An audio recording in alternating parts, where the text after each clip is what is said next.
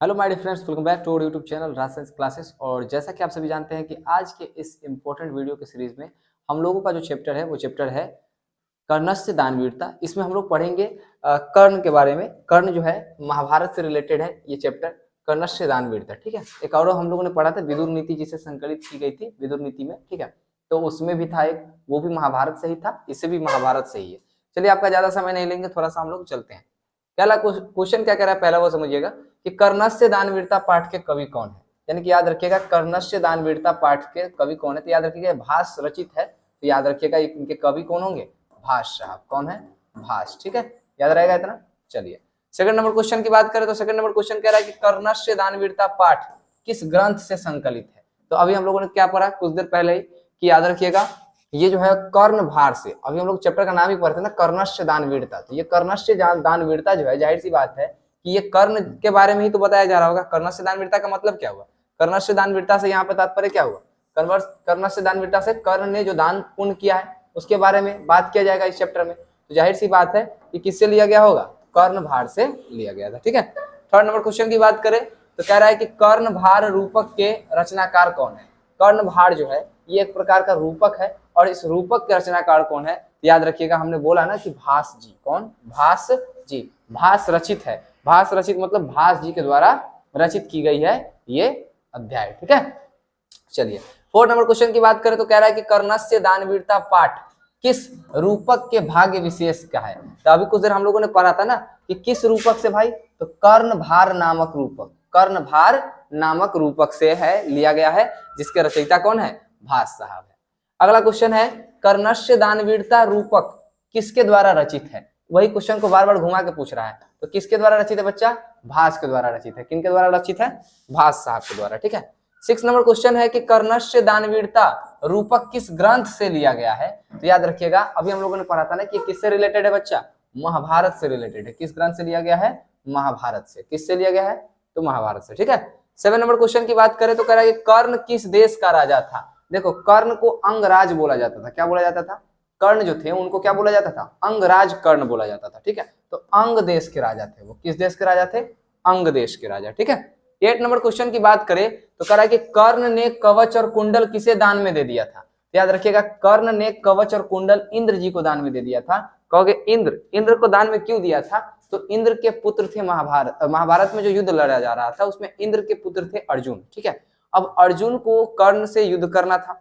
अब कर्ण के पास जो ये कवच और कुंडल थे, तो ये कवच और कुंडल ऐसे थे कि अगर जब तक ये कर्ण के पास रहते उसको पराजित करना असंभव था। चाहे वो देव हो, चाहे वो दानव हो, चाहे कोई भी हो, उसको परास्त नहीं कर सकते थे। ठीक है, हालांकि इंद्र भगवान भी एक बार इनको आजमा करके देख चुके हैं। ठीक है, फिर माफी मांग लिए थे बाद में।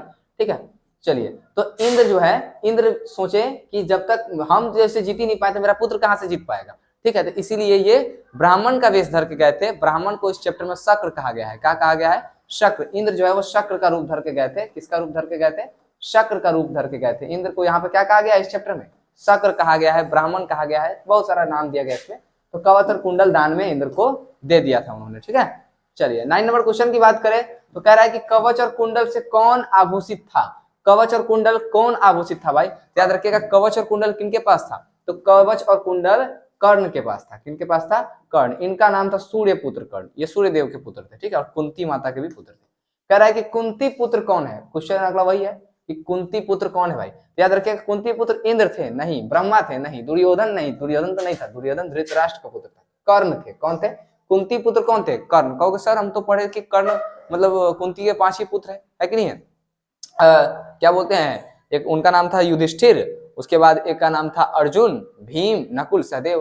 तो याद रखिएगा कर्ण सबसे ज्येष्ठ पुत्र थे कुंती के। ठीक है, कुंती के सबसे ज्येष्ठ पुत्र थे, सबसे बड़े पुत्रों में से एक थे, सबसे बड़े पुत्र थे। ठीक है, 11 नंबर क्वेश्चन है कि कर्णस्य दानवीरता पाठ में दातव्यम न दातव्यम किसकी उक्ति है। याद रखिएगा ये बोल रहा है कि न दातव्यम न दातव्यम, न दातव्यम यानी कि मतलब कि आप नहीं दो। ये कौन बोल रहा है, शल्य बोल रहा है। कौन बोल रहा है, शल्य। ठीक है, चलिए आएगा जब कवच और कुंडल देने की बात हो रही थी ना, कवच और कुंडल मांगा गया था इनसे छल से, तो वही शल्य बोलता है कि न दातव्यम न दातव्यम, यानी कि नहीं दीजिए नहीं दीजिए, कर्ण को बोला जा रहा था। ठीक है, कह रहा है कि महत्तर भिक्षा या फिर महतराम भिक्षा याचे, कौन मांग रहा था, महत्तम भिक्षा यानी कि मतलब कि बहुत बड़ा, बहुत महान भिक्षा कौन मांग रहा था?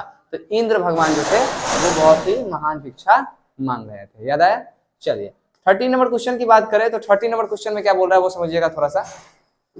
13 नंबर क्वेश्चन की बात करें तो थोड़ा सा समझने का प्रयास कीजिएगा।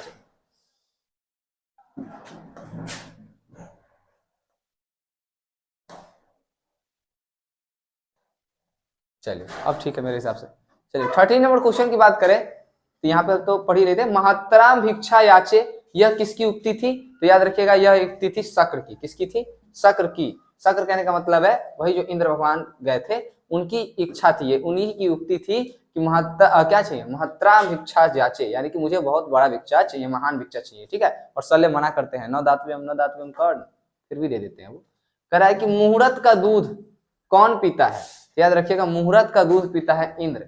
ये कहावत टाइप पर हो जाएगा। मुहूर्त का दूध पीने का मतलब क्या है कि इंद्र भगवान को ये बात मालूम था पहले से ही कि कर्ण जब भी सूर्य देव की उपासना, मतलब कर्ण जब रोज सुबह प्रातः काल अपने पिता जो है वो सूर्य देव को अर्घ देते हैं, मतलब उनकी उपासना करते हैं और अर्घ अर्पित करते हैं, जल अर्पित करते हैं, और जल अर्पित करने के बाद वो जब उससे निकलते हैं नहा करके तो उनसे जो कुछ भी मांग लिया जाए तो वो दे दिया करते हैं। ठीक है, तो इसी को बोलते हैं कि मुहूर्त का दूध कौन पी रहा था? तो मुहूर्त का दूध पी रहे थे इंद्र। ठीक है, 15 नंबर क्वेश्चन है कि ब्राह्मण वेशधारी कौन था? ब्राह्मण वेशधारी कौन था?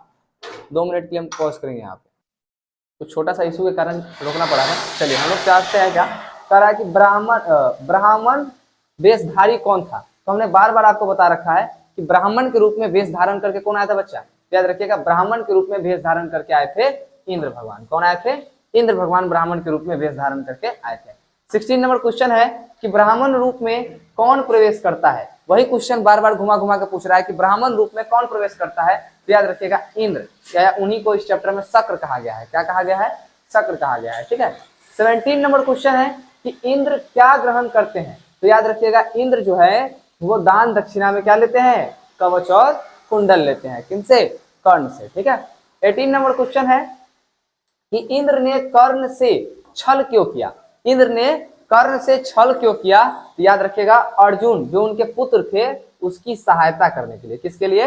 अर्जुन की सहायता करने के लिए लिया था। ठीक है, 19 नंबर क्वेश्चन है कि इंद्र किस रूप में कर्ण के समक्ष आया?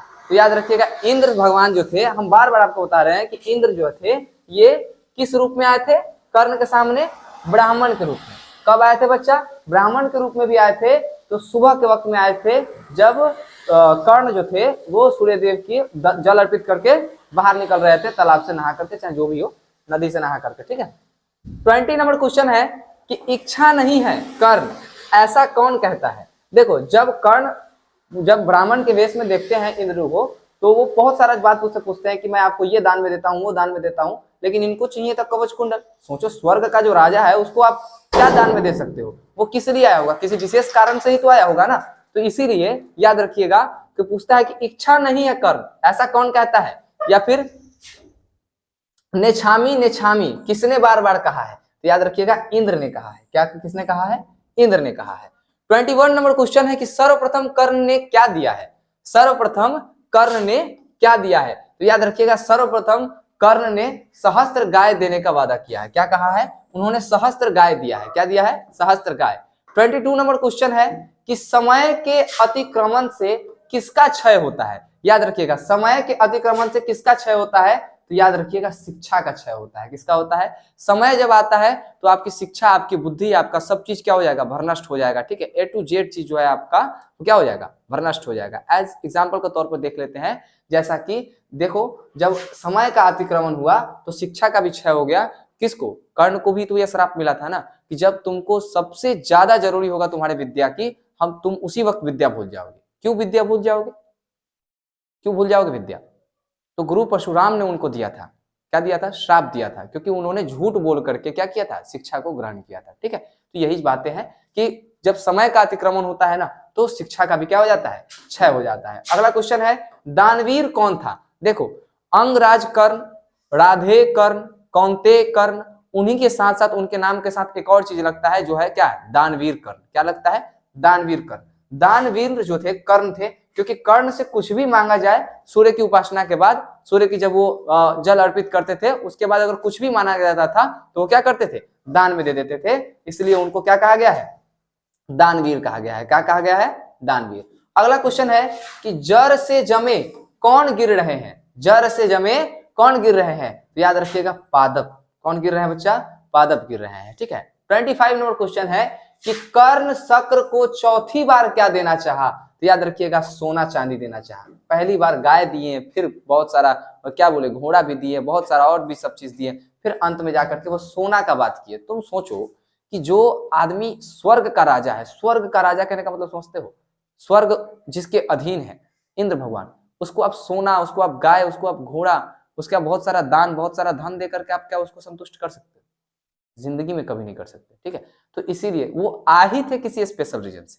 वो रीजन क्या था, वो रीजन था क्या, कि कवच और कुंडल को ग्रहण करना, ठीक है।